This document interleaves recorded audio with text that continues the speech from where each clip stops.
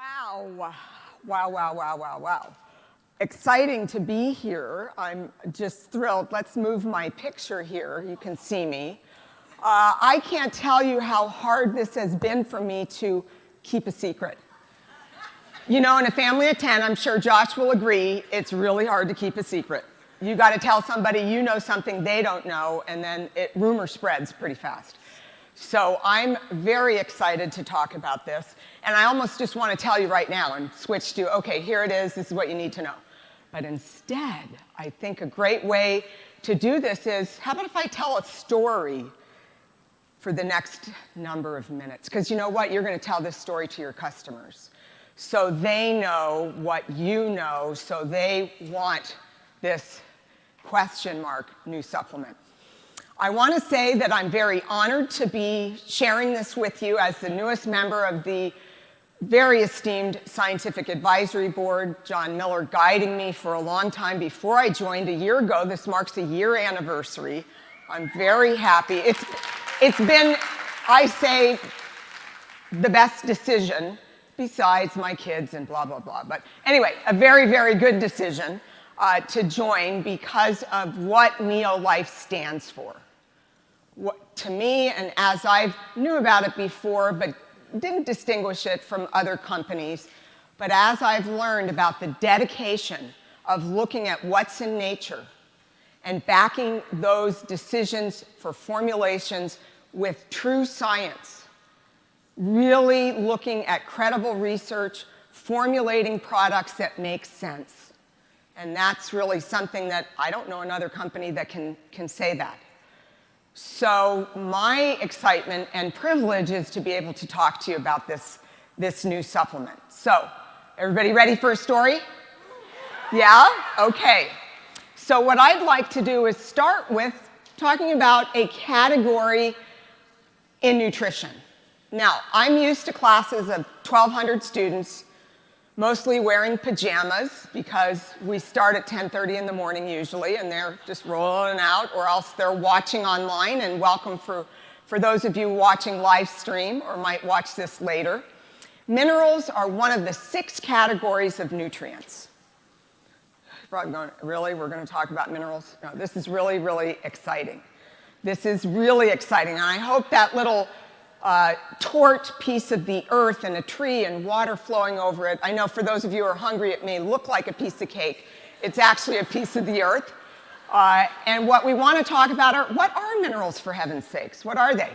Well, carbon and hydrogen and oxygen and nitrogen that essentially make up fats and carbohydrates and protein, everything other than that are called minerals. Literally, they make up the world around us. And for your body, you have minerals inside of you. Approximately 5% or so of your body weight is minerals. If you're of African descent, more like 6. If you're of Asian descent, more like 4% of your body weight. Well, you say, okay, great, what does that mean? Well, if you've ever gone to the grocery store and you need to get a 5-pound sack of potatoes or a 10-pound sack of potatoes, that weight is what we're talking about. So somebody who weighs 100 pounds, small person, that's equivalent to the weight of a 5-pound bag of potatoes. Think of a 10-pound bag of potatoes, 200-pound person. You have a lot. Do you see any? Do you see any on me? See any minerals? Well, touch your teeth, feel your arms, the bones, your teeth. Those in part are minerals. Don't worry, we won't be going through all of those. They're essential. There are close to 20 different minerals, 16 that we have established requirements for, and what that means is your body has no capacity to make them. So you can't breathe a mineral in from a dusty road that's kicked up some rock and dust and dirt. You've got to get these in your diet because we rely on these to give your body structure and to do another function called regulation. Pretty much everything that goes on inside that you don't have to even think about. What minerals can't do, they don't provide a fuel source. That's only carbohydrate, fat, and protein. But what I'm going to be talking about makes everything else possible in your body. Where do minerals come from? If we can't make them, where do they come from? They're in the Earth's crust, the rock. The rock, billions of years old, and it's gotten into the soil and water. And I'd like to take you through this path in the food chain, because this is part of the story that you're going to tell your customers. The minerals that you need in your diet, basically, you can say, originate in water and soil. From soil, they actually came from the rocks. So plants that take up water, that take up nutrients from the soil, bring in those minerals that that plant needs to grow and to carry on its nutrition and function. So then animals, let's say this cow here that we're looking at, that eats the grass, it's going to go into the cow's milk or other parts of that animal. And that goes for all sorts of animals that you might eat. And then we end up drinking the water, eating the plants, using animal products. So that's how minerals get in. Why is that an important part of the story? What if it's not in the soil? What if it's been depleted? What if? There are lots of things that have been changing as of recent. So our bodies, what % of your body weight is minerals? And that's just like about a 5-10 pound bag of potatoes. Okay, well, where are they? They're everywhere. They're everywhere in our body. And we like to categorize them. We can't just say, okay, let's discuss all 16. Don't worry, we're not going to, of the essential minerals. But if we were talking about categories, the major minerals, of which I'm only showing a few of them, things like sodium, I'm sure you've heard about, and that it's an essential mineral, but too much can be problematic. And you've certainly heard about calcium. We hear a lot of emphasis about that. These minerals are present in a greater amount in your body than the second category of minerals called trace minerals or microminerals. So if I were to take just your mineral content, and this is what happens when a body is cremated, so all the water is gone, all the carbohydrate, which is very small anyway, all the protein, all the fat, we're left with ash. Okay, if I move away all the major minerals, I have a tablespoon left of trace minerals. That's iron and zinc and copper. Very small amount. We require them in a small amount. And we can go on and talk about some of those, but let's not. Let's get back to those major minerals. We need those in amounts in our daily diet because we can't make them, they're essential nutrients, in amounts greater than 100 milligrams. So the major minerals, what I want to focus on is magnesium. Who is talking about magnesium? Anybody? Is it like dinner table discussion? Not really. We tend to talk about getting enough calcium. We focus on potassium, rightly so, for healthy blood pressure. We talk about getting less sodium, but we don't really, magnesium falls the wayside. Shouldn't be that anymore, and it won't be after we finish our story. Thanks to the Scientific Advisory Board, cueing in on all the important research and what's developed over the past several years, noting that magnesium status is an issue for people. Now, this part of the story is simply telling us, if you look at the frame, is we take in magnesium every day, hopefully around 360 milligrams roughly, but as you'll see, a lot of people don't. And we get rid of that amount. We try to exchange and keep our body at around 25 grams of magnesium is inside of us. 25 grams, just shy of an ounce. It's still a major mineral. Your body generally likes to store it in the bone. We'll find some in the muscle, but very little in your blood. So don't let anybody tell you, oh yeah, I had my blood tested, I'm fine on magnesium. It's not a good indication at all. So very little of it do we see loose in body fluids. Very little of it. That's an important part of the story because there's actually no really good way to easily assess magnesium status. That means status means how you doing? Do you have enough? Have enough in your body? Is it functioning properly? So what does magnesium do for you? We got to really emphasize this part of the story, and it's incredible. It's incredible. More than any other mineral, magnesium is involved in 700 different biochemical reactions. Who could keep track of them? I'm not going to start. But if we look at other minerals, we can identify, okay, iron plays this role and calcium has, many. But more than any other mineral, magnesium is out there running the show. Okay, it's running the show in being involved in these biochemical reactions, and that means it is being in charge of, in a sense, producing energy, in building different proteins in your body, and I'm just sort of skirting the full topic and making hormones. That might seem okay, but let's look even closer, because I want you to be able to tell the story of what magnesium does inside your cells. Okay? And sometimes is science kind of hard to understand? Yeah, I think it is. And I know you're smarter than 18-year-olds that I end up talking to. Sorry for anybody that's 18 or younger. That it's, it can be overwhelming and just pass over your head because there are a lot of scientific terms.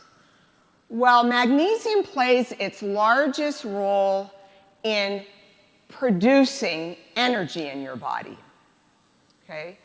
Magnesium is needed for the production of a high-energy molecule called ATP. You need to write that down.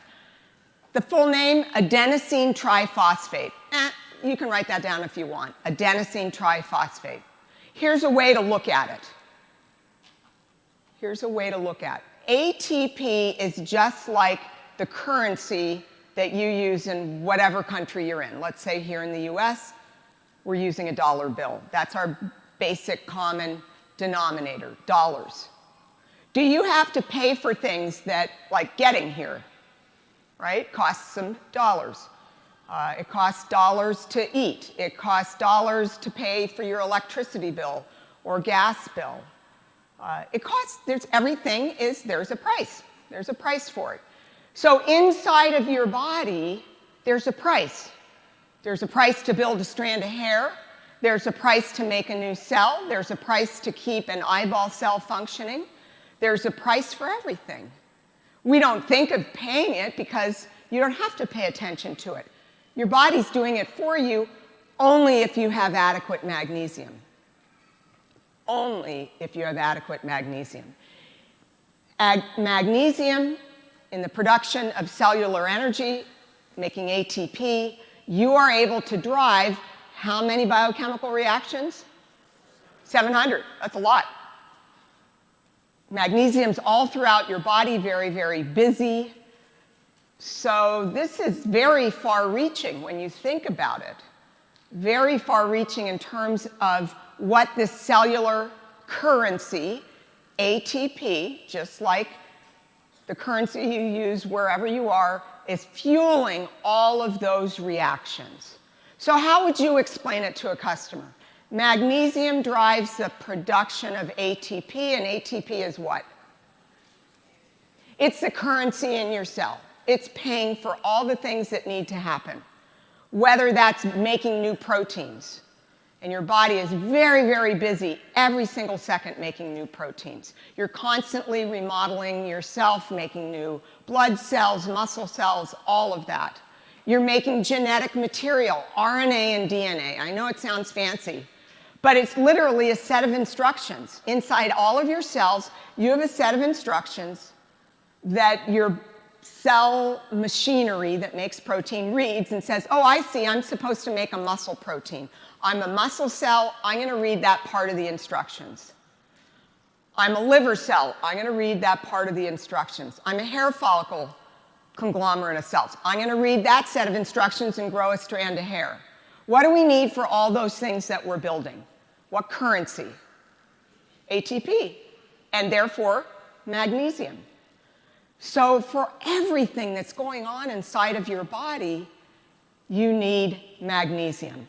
Well, let's look at just some of the areas from head to toe, literally, that you need magnesium for. So when you tell your story about magnesium, be sure to talk about that it's involved in neurological health, nerve impulse transmission, mood, Synapses, that is the message that needs to be sent from one neuron to the next.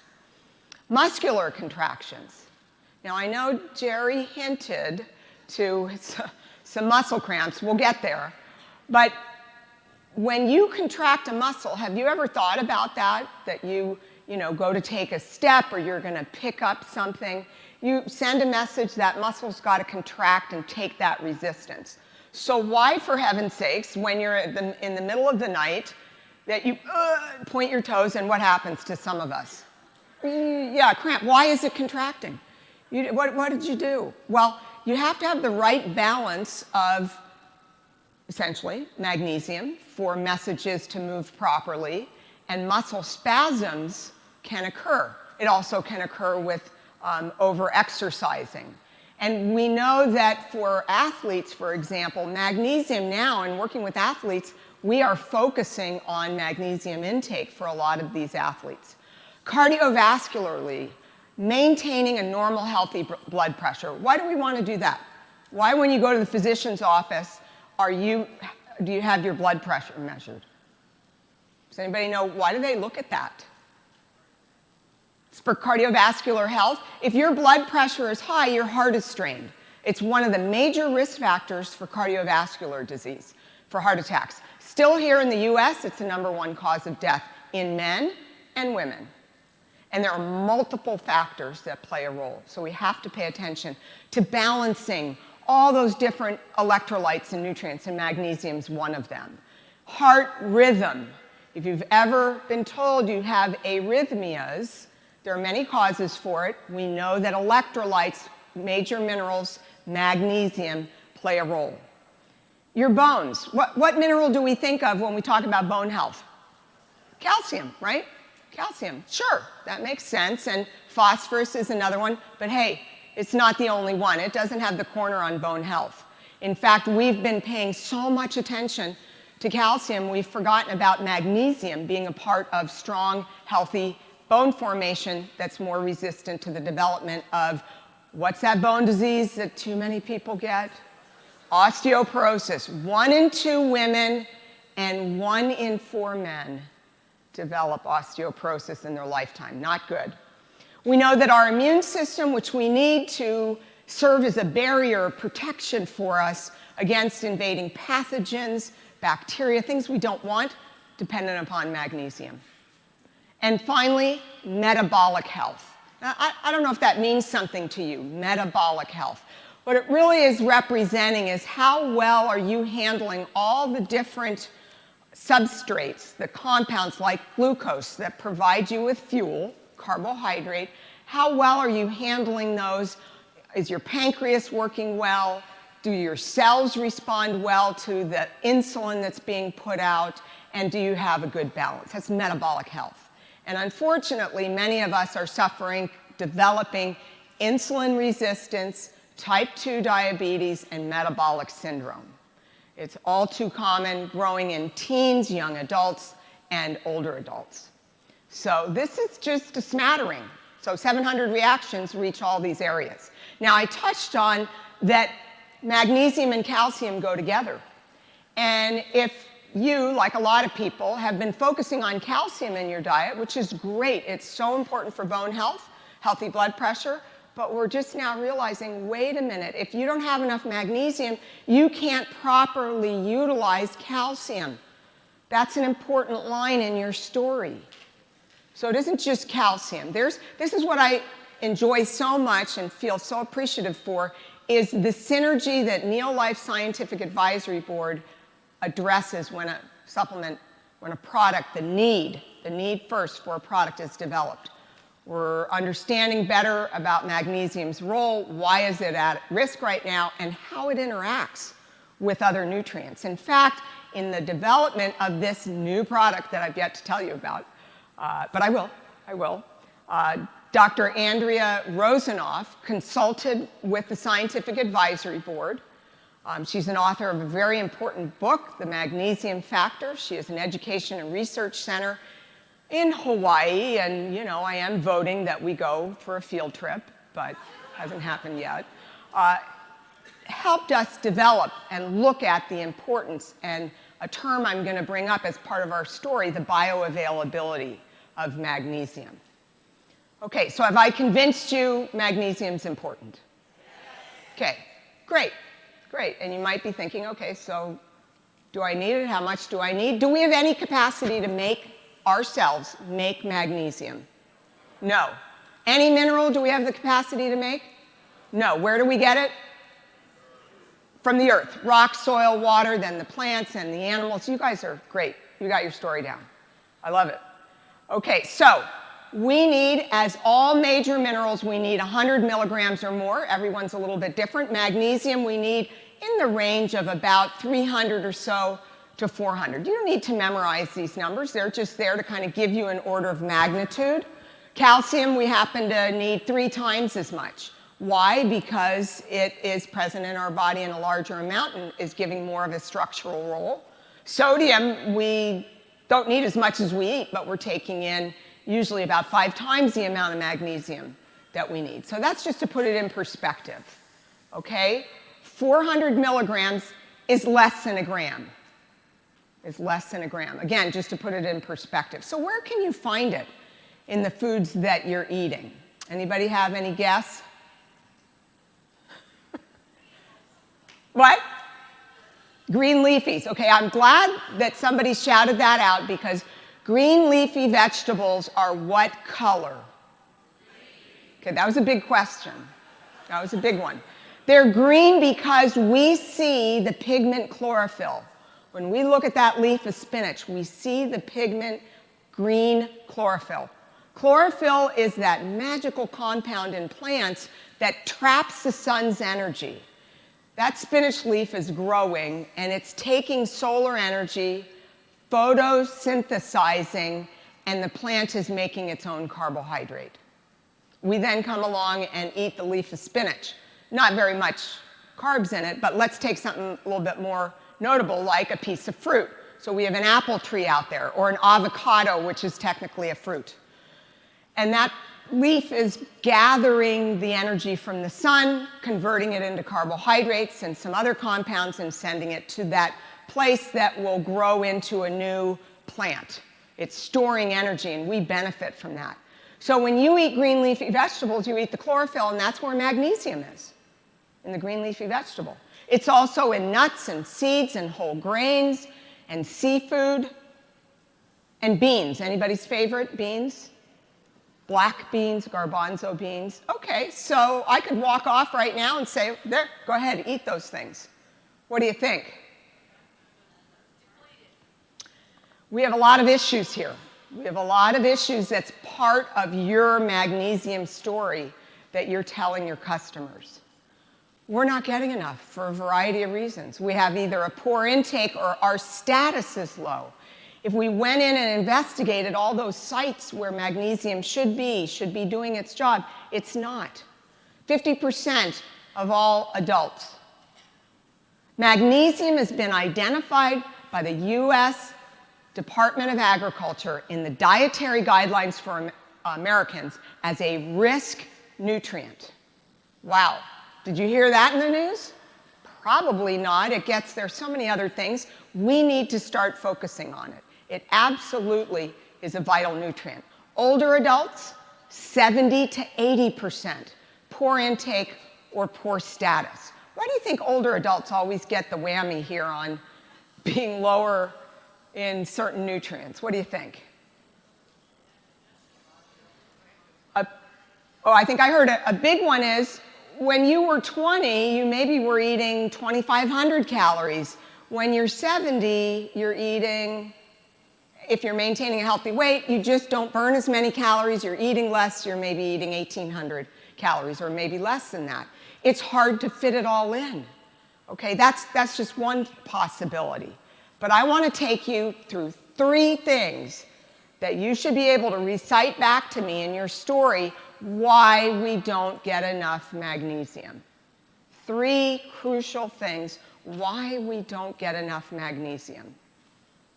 Okay, the first one I want to focus on all 3, but the levels of magnesium in our diet, they're just not there. Our food choices. I'm seeing some sprinkled donuts there. I tried not to show the whole picture because you might be getting hungry. How many people's eyes lit up there like, yay, really, I can eat those? No. Okay, a lot of refined foods, like donuts and highly refined carbohydrates, even though sunflower seeds are rich in magnesium, guess what? When we make sunflower oil, what happens? We lose it. That refining process, we end up losing much of it. And that's problematic. So our food supply, the amount is down because of the refinement, the processing. And so when we go to reach for something, and especially if we're not making good choices, if green leafy vegetables enter your diet once a week as opposed to every day, then that can be problematic. Bioavailability for most people, reason number 2, bioavailability is declining. Bioavailability, what the heaven's name does that mean? I want you to be able to explain this to someone. And we're going to go over it a couple of times. So I'm going to just say it here, and I'm going to show you a picture later, so it'll hopefully give you a way to explain it.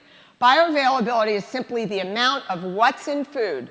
If I tell you that this serving of green leafy vegetables has 50 milligrams of magnesium, what percent or amount of that 50 milligrams is absorbed that gets into your body? Carbohydrate, fat, and protein are highly bioavailable. We don't really talk about it. We absorb literally all the calories from them. But remember, magnesium doesn't have calories. It is the mineral that we're trying to get inside. It can have a bioavailability in some cases of less than 20%. How does that sound? You're thinking, oh, I have this great source, and then I don't absorb very much of it. Now, if you layer on top of that lifestyle factors like high sodium intake. Anybody enjoy salted foods? Yeah, and we just by default have it. Alcohol, use of antacids. It's believed that some changes for you, like stress, may impact bioavailability. But more importantly, items in your diet. So that bioavailability has been steadily declining for things, mostly reasons of what we are also eating or taking. So we'll just call them lifestyle issues. And finally, unfortunately, levels of magnesium that are in soils that get into these quick-growing crops are declining. And we're probably not giving our plants enough time. We develop them to be quick-growing, high-producing, and lower levels of magnesium. So what do we have? Intake or food choices, poor. Bioavailability is declining. And levels in soil, therefore crops declining. Those are 3 reasons why we're not. So then what happens? What happens inside of you? Do you look any different? Do you feel any different? Could we tell? Like with calcium deficiency, we see people slumped over in time as their bones shrink, but it's not strictly just due to calcium. So let's just start with when, because of not having an appropriate dietary supplement, if some of you already might be taking another type of magnesium supplement, or your dietary intake is poor, we see this continual decline. Can I measure your blood and tell you you're deficient? No. We can just see interruptions, problems with all those different benefits that I discussed. The bodily functions for magnesium that participates in how many chemical reactions? 700. So we're not talking about just a few. So this is so important in your story as you tell them. So what might be an outcome?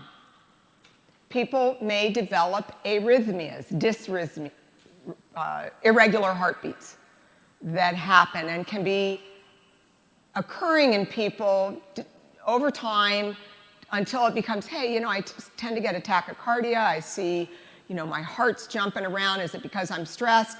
And actually, you know, this might be too much information, TMI, as my daughter says. I actually was having this problem, and guess what my cardiologist, who I never thought I'd ever go see one, told me to take? Magnesium. That it was a disruption in the heart muscle's ability to contract properly, and some other issues with it. It's been successful. Muscle cramps.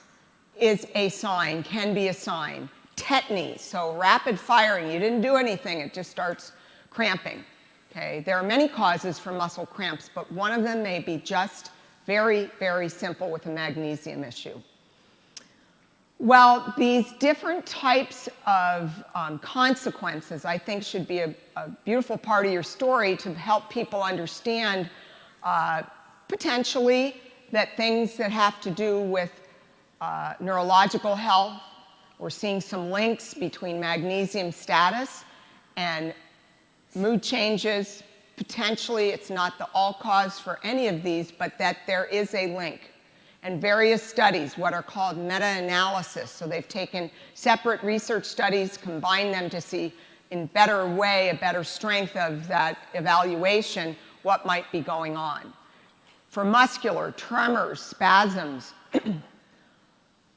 irregular heartbeat, coronary spasms, doesn't sound like something anybody wants, and then importantly, bone health. This is what we're learning, that osteoporosis and other bone disorders, it's not just a story about calcium, but one also about magnesium and eating healthfully. Metabolic health is the whole way that we can control our blood sugar level. And I don't want to skim over this quickly because insulin resistance, the hormone that helps regulate how much carbohydrate gets into your cells, as we get older, and for many reasons, the rate of insulin resistance in type 2 diabetes is skyrocketing in teenagers, in young adults, in middle-aged adults. And this is not good. It leads to the development of heart disease. It has a role in certain other types of long-term disorders. So when we look at this, all put together, is magnesium the missing link? Is it something that we should be, and certainly is, focusing on more? I hope this story has convinced you, and the good news is, even though you may not be making those food choices, though I advocate you certainly look to whole foods, very nutritious foods, but we have those other layers of possibly using antacids, of other lifestyle issues, of bioavailability that I'll speak more about, that may be compromising how much magnesium actually gets inside of you. But there's good news. Dietary supplementation is a way to approach poor magnesium intake and magnesium status, but not just any dietary supplement. What's our big barrier? What's the story about magnesium getting into you? What's that B word? Bioavailability. We're going to talk a little bit more about this because unlike anything else you're going to find out there, and thank you to the Scientific Advisory Board, the issue of bioavailability is very intelligently, credibly handled with this dietary supplement. You ready for it? Okay, good. We have, and I haven't shown you the bottle yet, magnesium complex. That's the name of it, magnesium complex. And here's what it looks like, and you will be able to check it out at the product booth. Now, I could have just said, yeah, eat some broccoli and kale and call it a day, but no.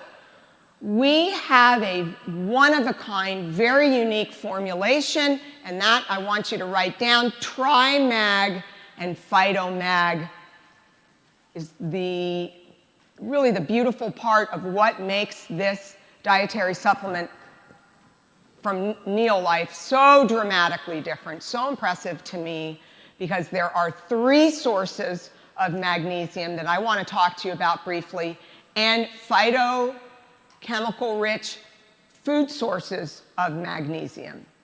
So we're looking at maximum benefit here with multiple forms. If you go walk around, or look online, or walk around a CVS or some other place to buy supplements, you'll see typically there'll be one form of magnesium in that supplement, just one. And while it's what's naturally occurring in the earth, it isn't as bioavailable. So what we have are 3 forms.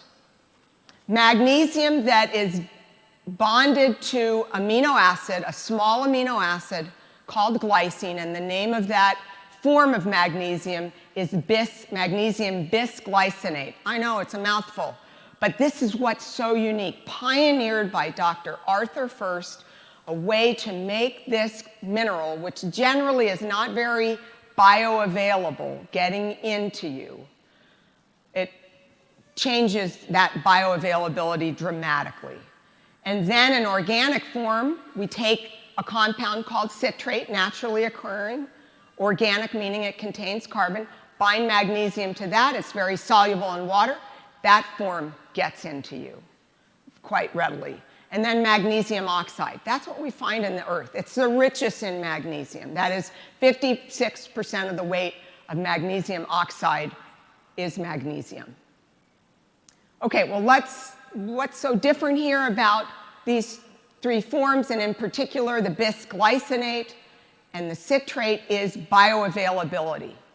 So I want to wait for you to explain it. And let me think of a way that I just so happen to have a frame.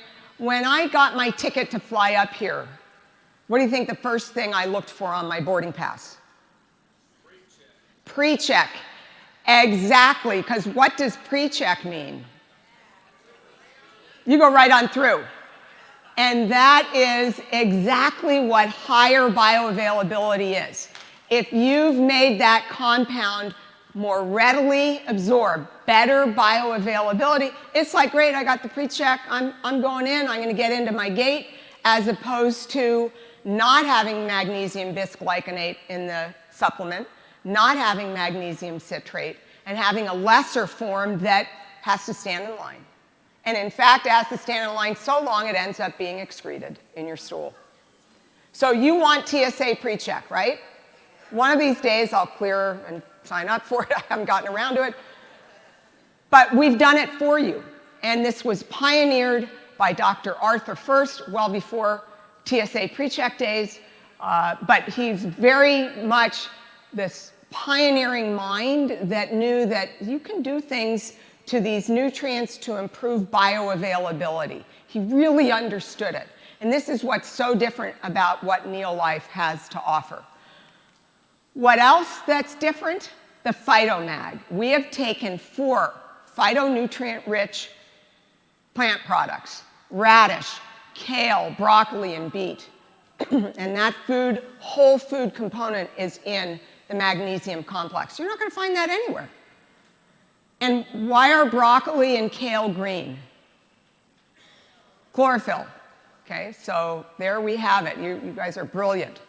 So the Scientific Advisory Board, founded by Dr. Arthur First, I've got to say more in that this is what's behind you. This is what's standing behind you on every single product, is good science, hard science that develops products, sees a need. It isn't just hype. We have documents, research papers galore in each and every step as a product is developed. And you can learn more certainly at the product booth. And it's nice that 4 of the Scientific Advisory Board members are here: John Miller, Diane Clayton, Mark Lohman, and myself. So we're here to chat with you if you'd like.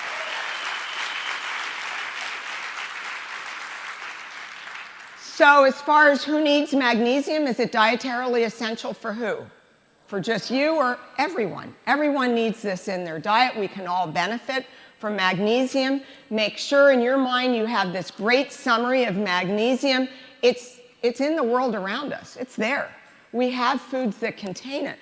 But the issue is inside of your body, we may not be getting that formation of the cellular energy, that currency that we really need to, because we have issues with bioavailability, poor food choices, and declining levels in the soil. So you have a good story to tell. I know that your time to act is now, and you can learn more about the magnesium complex, but I do want to say that there are other products of Neolife that contain some magnesium, and that magnesium is listed on the label. This magnesium complex, our new product, is designed to optimize bioavailability. So I think you have a great story to tell, to feel simply magnificent, and I wish you the best. Thank you.